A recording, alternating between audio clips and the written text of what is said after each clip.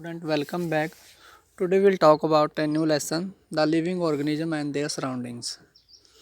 Living organism होते हैं जो जिंदा जीव होते हैं और उनके सराउंडिंग होता है वो इन्वायरमेंट जहाँ वो रहते हैं. Paheli and Bhoojo went on vacation to many places of interest. Paheli और भूजो अपनी पसंद के जो छुट्टियों में अपनी पसंद की कई जगह पर जाती हैं. One such trip took them to the river Ganga in Rishikesh. उनमें से एक ट्रिप पे वो गंगा नदी जो ऋषिकेश में है वहाँ पर जाती हैं. They climbed the mountain of the Himalaya where it was very cold. वे हिमालय के पर्वतों को पर चढ़ती हैं जहाँ पर बहुत ठंड होती है. दे सा many kind of tree on this mountain. वहाँ पर कई तरह के पेड़ देखती हैं. ओक के पेड़ हैं, पाइन के पेड़ हैं और देवदार के पेड़ हैं. Very different from the ones near their home on the plain. और ये पेड़ उन पेड़ों से अलग हैं जो प्लेन एरिया में होते हैं, जो समतल एरियाज़ होते हैं उन पेड़ों से अलग पेड़ होते हैं. In yet another trip they travel to Rajasthan and moved in camel through the hot desert. और दूसरी बार वो जब सेकंड ट्रिप पे जाती हैं तो वो राजस्थान में जाती हैं. वहाँ पर वो ऊँट के ऊपर बैठकर हॉट डिज़र्ट जो गर्म मरुस्थल है उसमें जाती हैं. They collected different kind of cactus plant from this trip. और इस यात्रा पर वो अपने वहाँ पर से कई तरह के जो कैक्टस के पेड़ होते हैं उनको कलेक्ट करती हैं, लेके इकट्ठा करती हैं. Finally they went on a trip to Puri and visited the sea beach dotted with casuarina tree.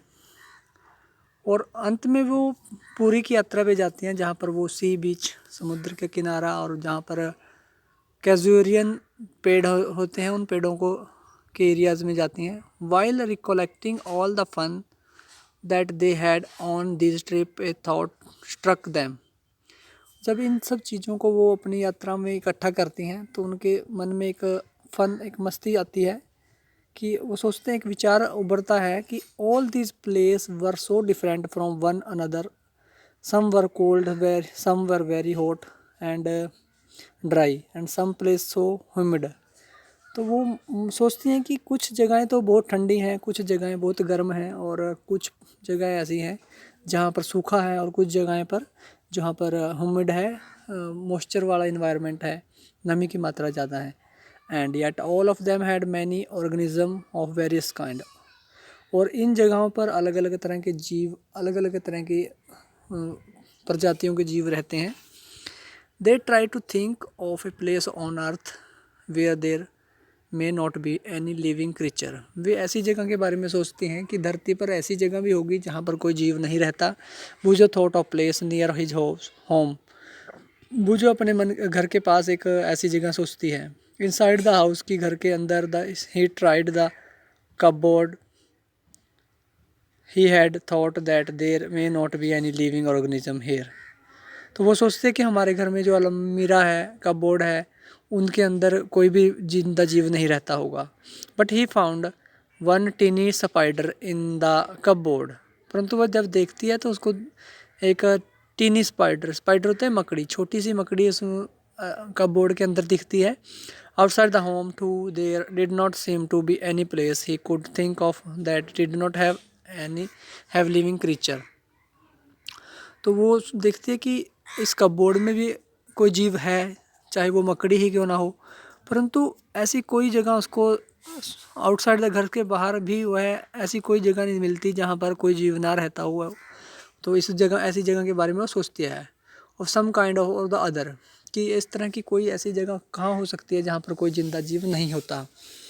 पहली started thinking and reading about far away places.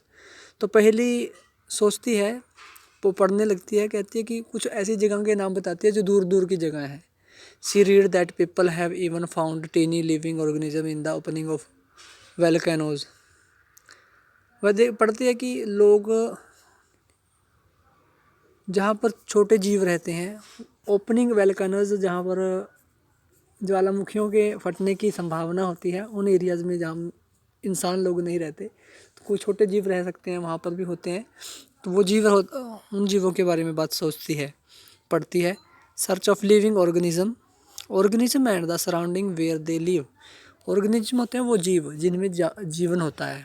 और सराउंडिंग वेयर दे लिव, वो है जगह जहाँ पर वो लोग रहते हैं, वो जीव रहते हैं। Another thought that occur to Paheli and Boojho was about the kind of living organism that were present in different location that they had visited.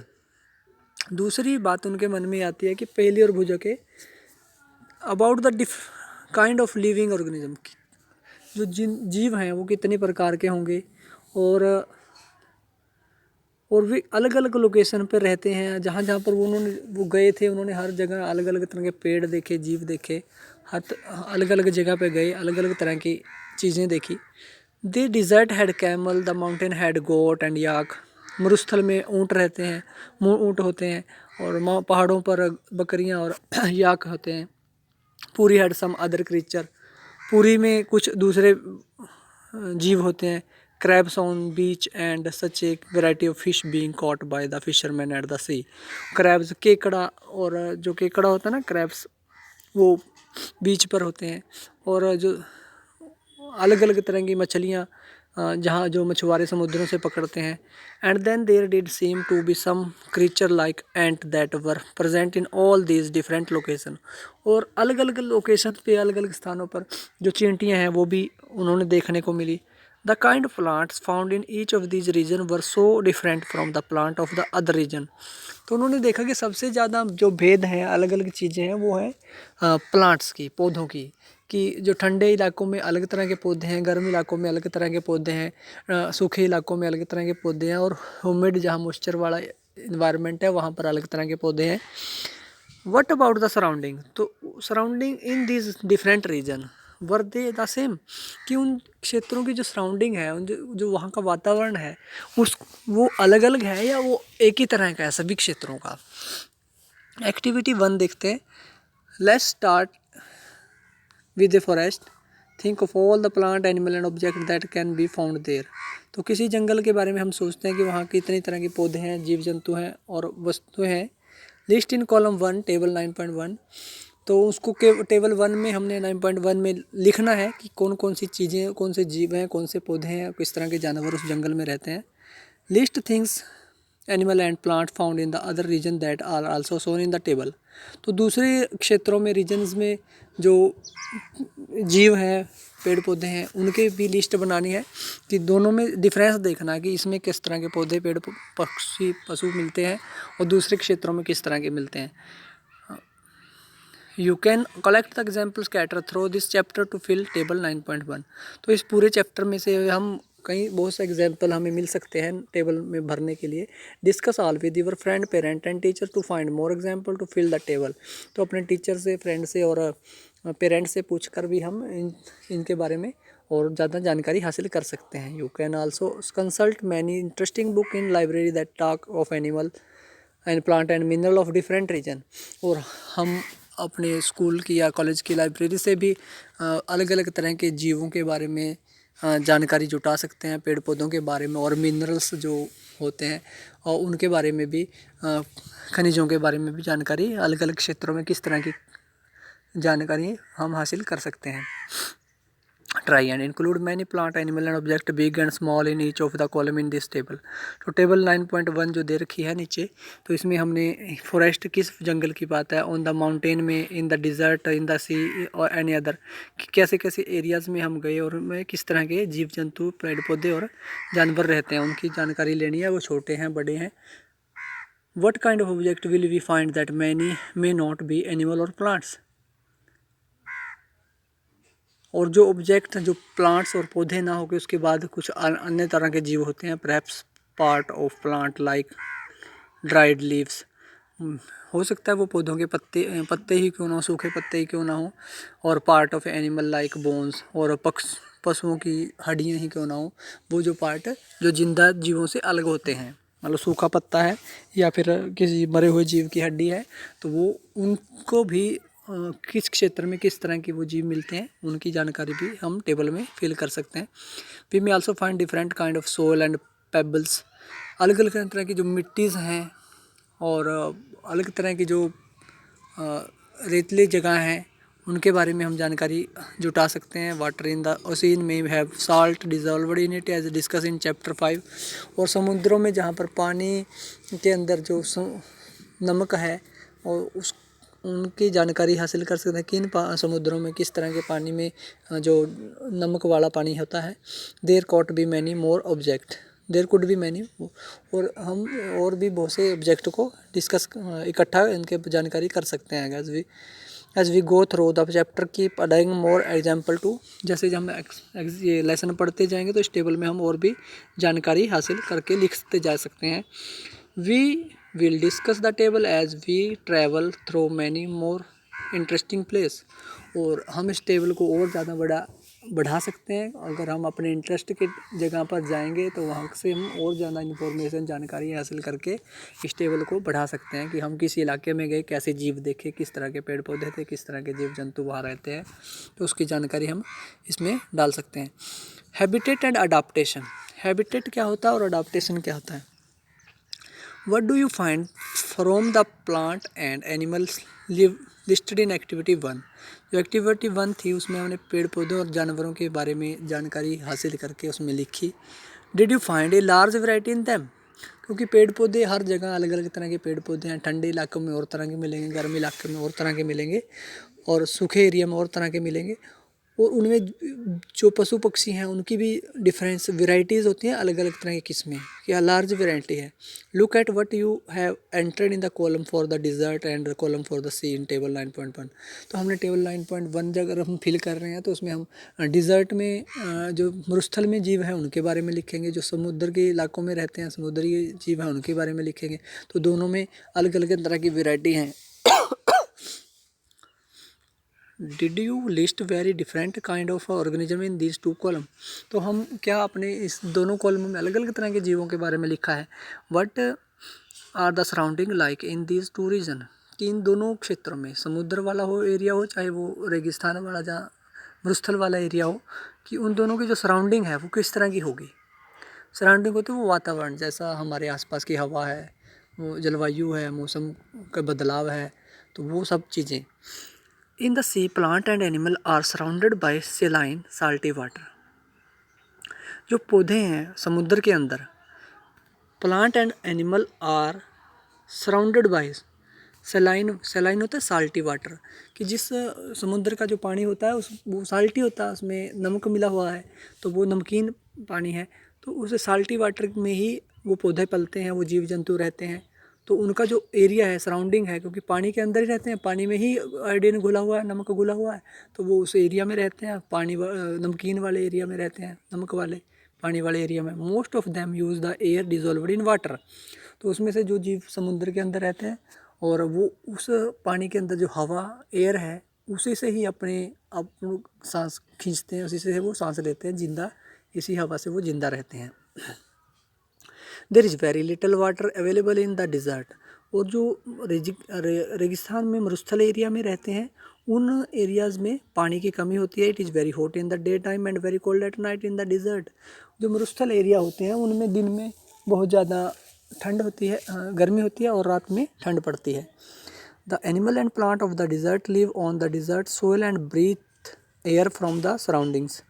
वो जो डिज़र्ट के जीव हैं, एनिमल और प्लांट्स हैं, पौधे हैं, वो क्या करते हैं, वो डिज़र्ट सोइल में जो मरुस्थल की मिट्टी है उसी में से ही वो अपना ब्रीथ लेते हैं, हवा से वहाँ की सांस लेते हैं, मिट्टी से वो उनको भोजन प्राप्त होता है। और जो उसके आसपास का इन्वायरमेंट है, गर्म दिन में गर्म इन्वायरमेंट है, रात को ठंडा हो जाता है, तो वो जीव अपना वहाँ जीवन जीने में अपने आप को ढाल लेते हैं। The sea and the desert are very different surrounding and we find very different kind of plant and animal in these 2 region, is it not it। तो जहाँ समुद्र है और जहाँ मरुस्थल है उन दोनों में एरियाज़ में अलग अलग तरह के जीव रहते हैं, अलग अलग तरह के पेड़ पौधे हैं। ये हमने देखा है और ये हम जानते भी हैं। क्या आप इज नॉट इट, क्या ऐसा नहीं है। Let's look at 2 very different kind of organism from the desert and the sea. 2 अलग अलग तरह के जीवों के बारे में हम बात करते हैं, डिज़र्ट के, मरुस्थल के और समुद्र के। A camel and a fish. Camel कहाँ मिलता है? कैमल ऊँट होता है, ऊँट जो होते हैं डिजर्ट मरुस्थल एरिया में होते हैं, और जो फिश है वो पानी में होती है, सी में होती है, समुद्रों में होती है। The body structure of a camel help it to survive in desert condition. Survive होता है जीवित रहना। जो ऊँट का बॉडी स्ट्रक्चर है, बॉडी है, वो उसको ऊँट को गर्म एरियाज में रहने के लिए उसको अनुकूल वो जी सकता है उस कंडीशन में, उन परिस्थितियों में, गर्म एरिया इलाकों में रहकर वो जिंदा रह सकता है। Camel have long legs which help to keep their body away from the heat of the sand. क्योंकि जो ऊँट होता है उसकी लंबी टांगें होती हैं, और जब दिन में रेत गर्म होता है तो वो जो रेत की गर्मी है वो उसकी शरीर तक नहीं पहुंच पाती लंबी टांगों की वजह से, तो इसलिए वो उस गर्मी से बचा रहता है। They excrete small amount of urine, their tongue is dry and they don't sweat. तो जो ऊँट होते हैं वो स्मॉल अमाउंट ऑफ यूरिन, वो जो यूरिन होता है पेशाब करना, वो पेशाब बहुत कम करते हैं। डंग इज वेरी ड्राई, डंग होता है गोबर, और वो उनका जो गोबर होता है वो सूखा होता है। और दे डोंट स्वीट, और ना ही ऊँटों को पसीना आता है। Since camel lose very little water from their body. और इस तरह से जो ऊँट होते हैं वो अपनी बॉडी के अंदर से बहुत कम पानी लूज करते हैं, बाहर निकालते हैं। दे है can live for many days without water. और ऊँट जो है कई दिन बिना पानी के जिंदा रह सकता है। Let's look at different kind of fish. दूसरी तरफ हम फिश की बात करें तो some of these are shown in figure 9.3 में कुछ फिश दिखाई गई हैं। There are so many kind of fish but don't do you see that they all have something common about their shape. क्योंकि जो 9.3 में जो जो ये दिखाए गए हैं फिश दिखाई गई हैं, इनकी शेप अलग अलग है। ये मरुस्थल एरिया में रहने वाले कैमल्स हैं। तो do you see they have all something common about their shape. क्या उनकी शेप में कुछ कॉमन है? All the one so that shown here have the streamlined shape that was discussed in chapter 8। हम चैप्टर 8 में जो था उसमें जो स्ट्रीमलाइंड शेप है, उनकी जो शेप है वो स्ट्रीमलाइन शेप है। This shape help them move inside water. कि उनके जो दोनों तरफ पंख से निकले होते हैं, और उसकी वजह से वो पानी के अंदर मूव कर सकते हैं, जल सकते हैं। एक जगह से उनके पीछे पूंछ होती है, पूंछ हिलती है, तो उसकी वजह से वो मूव करके एक जगह से दूसरी जगह जा सकती है। Fish have slippery scale on their body. जो फिश की बॉडी के ऊपर होते हैं स्लिपरी स्केल्स होते हैं, जो उनका बॉडी का बाहरी भाग होता है वो बहुत ज़्यादा स्लिपरी होता है। This scales protect the fish and also help in easy movement through water. और उनकी वजह से जो बाहरी त्वचा है फिश की, उसकी वजह से वो उसको एक तो प्रोटेक्शन देती है, दूसरा वो उसको पानी के अंदर मूवमेंट कराने में मदद करती है। वी डिस्कस इन चैप्टर 8 में that fish have flat fins and tails that help them to change direction and keep their body balance in water। तो जो फिश है वो उनके फिन्स जो होते हैं, जो उनके कानों के पास थोड़ा बाहर निकले होते हैं, फ्लैट फिन्स होते हैं, चपटे होते हैं। और जो टेल होती है उनकी टेल उनकी पानी के अंदर भागने में, डायरेक्शन को बदलने में, और पानी के अंदर बॉडी को बैलेंस बना के रखने में उनको मदद करती है। Gills present in the fish help them to use oxygen dissolve in water. वो जो मछली के अंदर गिल्स होते हैं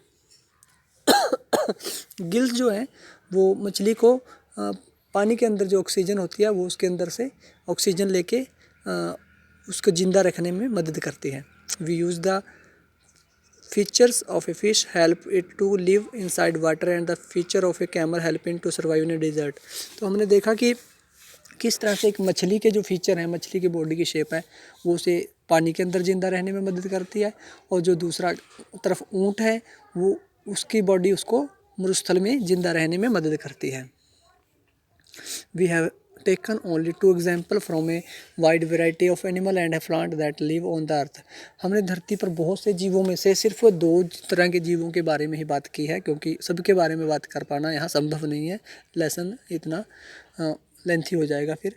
इन all this variety of organism, इन सभी प्रकार के जीवों में we will find that they have certain feature that help them to live in the surrounding in which they are normally found. तो हमने देखा कि जो जीव जहाँ पर रहते हैं, मान लो ऊँट है वो मरुस्थल में रहता है और फिश है पानी में रहती है, तो वो उनकी बॉडी के फीचर भी वैसे ही होते हैं जो उनको उस एरिया में ज़िंदा रखने में मदद करें। The presence of specific feature on certain habit which enable a plant or animal to live in its surroundings. It is called adaptation. Presence of specific feature वो होते हैं, स्पेसिफिक फीचर वो होते हैं जो एक जीव को उसके इन्वायरमेंट में ज़िंदा रखने के लिए मदद करते हैं। जैसे मछली है, उसमें फिन्स हैं और उनके एक टेल है, गिल्स हैं, वो उसको पानी के अंदर से ही सारी चीज़ें प्रोवाइड करवाती हैं। जो ऊँट है उसको रेगिस्तान में ज़िंदा रखने में मदद करता है, कम पानी से वो काम चला सकता है, कई दिन तक ज़िंदा रह सकता है बिना पानी पिए। तो वो फीचर जो है उसको उन फीचर्स के से कोई जीव अगर अपने इन्वायरमेंट में ज़िंदा रहता है तो उसे ही अडाप्टेशन कहते हैं, समायोजन कहते हैं, क्योंकि वो जीव उस इन्वायरमेंट में अपने आप को ज़िंदा रख सकते हैं, समायोजित कर लेते हैं। Different animal are adapted to their surrounding in different way. और अलग अलग तरह के जीव जो हैं, कोई सूखे में रहता है, कोई ठंड में रहता है, कोई गर्मी में रहता है, उसी हिसाब से अपने आप को ढाल लेते हैं। जैसे हम जीव हैं, इंसान हैं, जो ठंड पड़ती है तो हम गर्म कपड़े पहनते हैं, गर्मी पड़ती है तो हम ठंडे कपड़े पहनते हैं। तो इस तरह से वो जो जीव है, हम इंसानों की तरह वो जीव भी अपने आप को समायोजित कर लेते हैं। The surrounding where organism lived is called a habitat. जिस एरिया में कोई जीव रहता है उसको कहते हैं हैबिटेट, वहाँ का निवासी होते हैं जो, क्योंकि वो उसी एरिया के जो निवासी होते हैं। Surrounding where organism live is called a habitat. The organism depend for their food, water, air, shelter and other need on their habitats. जिस एरिया में कोई जीव रहता है उस एरिया में उसको भोजन मिलता है, क्योंकि उस एरिया में वो अपने भोजन के लिए भोजन, उसकी जो डिपेंडेंस है उस एरिया पे तो ही है, अपना भोजन उसको वहाँ से मिलता है, हवा पानी उसको वहाँ से मिलता है, हवा मिलती है, शेल्टर आश्रय मिलता है, उसका घर होता है, और अदर नीड्स जो दूसरी ज़रूरत की चीज़ें होती हैं उस एरियाज़ को उसका हैबिटेट कहा जाता है, जहाँ का वो निवासी होता है। हैबिटेट मीन ए ड्वेलिंग प्लेस, ए होम। ड्वेलिंग प्लेस होता है वह घर जहाँ उसका घर है। मान लो अब हमारा घर है होता है, जहाँ हमारे घर होते हैं वहाँ से हमें भोजन मिलता है, हवा पानी आश्रय मिलता है, बाकी ज़रूरत की चीज़ें सभी मिलती हैं, तो हम उस जगह पे रहते हैं। अगर वो जगह हमें वो सब चीज़ें उपलब्ध ना हो तो हम उस जगह नहीं रह नहीं पाएंगे। तो इसलिए हर जीव जिस जगह से उनको कोई चीज़ उपलब्ध होती है वहाँ रहते हैं। Several kind of plant and animal में शेयर द सेम हैबिटेट। बहुत से प्रकार के पौधे और जीवों एक ही तरह का वातावरण में रहते हैं। मान लो हम यहाँ रहते हैं तो वहाँ पेड़ पौधे भी तो हमारे साथ इन्वायरमेंट में रह रहे हैं। तो इसी तरह से जो जीव जहाँ रहते हैं वहाँ के और भी बहुत सी चीज़ें उसी इन्वायरमेंट में जिंदा रहती हैं। The plant and animal that live on land are said to lived in terrestrial habitat. जो पौधे और जीव धरती पर रहते हैं उनको टेरेस्ट्रियल हैबिटेट कहा जाता है। Some example of terrestrial habitat are forest, grassland, desert, coastal and mountain region. और टेरेस्ट्रियल हैबिटेट्स के कुछ उदाहरण क्या है, जो उसमें जंगल आते हैं, ग्रासलैंड घास के मैदान हैं, डिजर्ट मरुस्थल हैं, कोस्टल एरिया हैं, और माउंटेन रीजन हैं, उष्णकटिबंधीय जगहें हैं। तो वो सारी जगहें हमारी टेरेस्ट्रियल हैबिटेट में आती हैं, जो ज़मीन पे धरती के ऊपर है। On the other hand the habitat of plant and animal that live in water are called aquatic habitat. दूसरी तरफ जो जीव और पौधे पानी के अंदर रहते हैं उनको एक्वेटिक हैबिटेट कहा जाता है। Pond, swamps, lakes, river and ocean are some example of aquatic habitat. चाहे वो तालाब हो, झरना हो, या झील हो, नदी हो, समुद्र हो, सागर हो, वो सभी जो उनमें जीव रहते हैं, क्योंकि वो पानी की सोर्स हैं, पानी के अंदर उनके जो जीव जंतु या पेड़ पौधे रहते हैं वो सब एक्वेटिक हैबिटेट कहलाते हैं। There are large variation in forest, grassland, desert, coastal and mountain region located in different part of the world. क्योंकि जो घास के मैदान हैं, चाहे वो जंगल हैं, चाहे वो कोस्टल एरिया हैं, या डिज़र्ट हैं, चाहे वो पहाड़ी इलाके हैं, क्योंकि अलग अलग धरती के अलग अलग जगह पर ये सब चीज़ें हैं, और वहाँ के जो वातावरण है वो भी अलग अलग है। This is true for all aquatic habitat as well. तो इसी तरह से जो जहाँ पर गर्म पानी के सोर्स हैं, नदियाँ जहाँ पर पानी ज़्यादा ठंडा नहीं है, तो वहाँ अलग तरह के जीव रहते हैं। जहाँ पर ज़्यादा ठंडे वाले पानी वाले जीव हैं, वो ज़्यादा ठंडे पानी में ही अपने आप को सर्वाइव कराते हैं। तो इस तरह जिस तरह से बाहर धरती पे अलग तरह की जब अलग अलग तरह का इन्वायरमेंट है, उसी तरह से पानी के अंदर भी अलग तरह का इन्वायरमेंट है, मतलब अलग अलग तरह का है पानी है। The living things such as plant and animal in habitat are is its biotic component. जो जीव किसी जगह पे रहते हैं, पेड़ पौधे रहते हैं, उनको बायोटिक कंपोनेंट कहते हैं, उस जगह का biotic component. Various non living things such as rocks, soil, air and water in the habitat constitute its abiotic component. बहुत से नॉन लिविंग थिंग्स, जो जीव नॉन लिविंग थिंग्स में क्या आती हैं, रॉक्स हैं, पत्थर हैं, मिट्टी है, हवा है, पानी है, ये सब चीज़ें इन the habitat constitute its abiotic component. तो वही ही उसका अबायोटिक कंपोनेंट को कॉन्स्टिट्यूट करती हैं। Sunlight and heat also form abiotic component of the habitat. किसी जीव के लिए सूर्य का प्रकाश और हीट जो गर्मी है, वो भी अबायोटिक कंपोनेंट में होती है।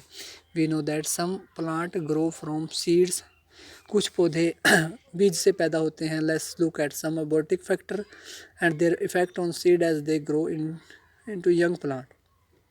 तो अबायोटिक फैक्टर्स का पौधों के छोटे पौधों के ऊपर किस तरह का प्रभाव पड़ता है, जैसे वो जीव बीज से निकलते हैं, तो उसके बारे में हम एक्टिविटी 2 में पढ़ेंगे।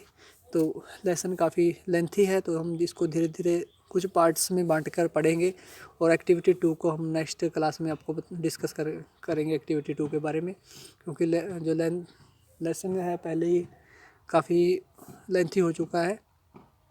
क्योंकि अगर आप लेसन सुनोगे नहीं, पढ़ोगे नहीं, तब तक आपको लेसन की जानकारी नहीं होगी। ऐसे क्वेश्चनों को याद करने से हमें लेसन की पूरी जानकारी नहीं मिल पाती।